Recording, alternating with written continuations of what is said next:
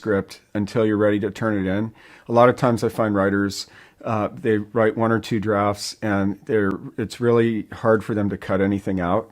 And they may have to, sometimes you have to cut as much as half of the manuscript. So I just say stay detached, not too involved with your own manuscript, be willing to cut anything, whatever it takes to make the story work. So that's kind of the umbrella above all the editing. One thing I would say is for fiction writers especially, read your dialogue out loud.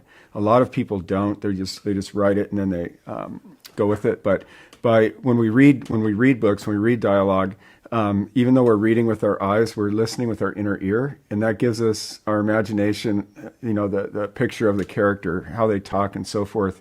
So if we read the dialogue out loud, we'll know immediately, instantly, if something doesn't sound right, and then you make the change that way. It's much better than trying to just do it visually. Another one is to use action verbs.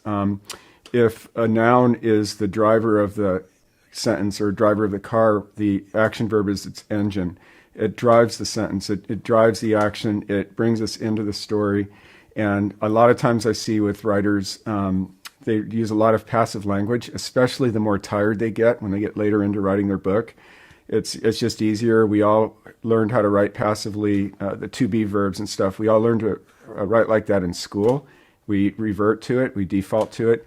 But using action verbs really drives the story and engages the reader. Another thing is, instead of saying, I felt like, I felt sad, try something like her shoulders slumped. Visually show emotions.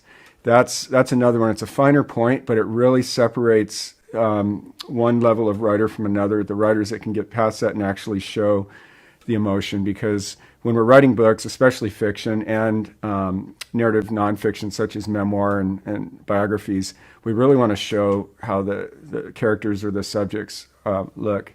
Another thing is to make sure that all of the every line and every paragraph of the book is in proper sequence. It's called sequencing, and it's something that we think when we're writing our first draft and so forth, that the novel is, or the book is good when we're writing it. But then you go back to it, say a month later, after you give yourself a month off, look at it again, and things might seem to be out of order.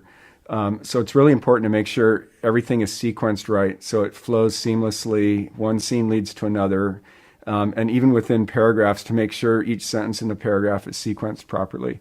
These are the main things, but one other thing I would say is to make sure when you're writing fiction that the characters are consistent throughout. For instance, if you have someone who's from the South, then you don't want them to talk in Hawaiian Pidgin.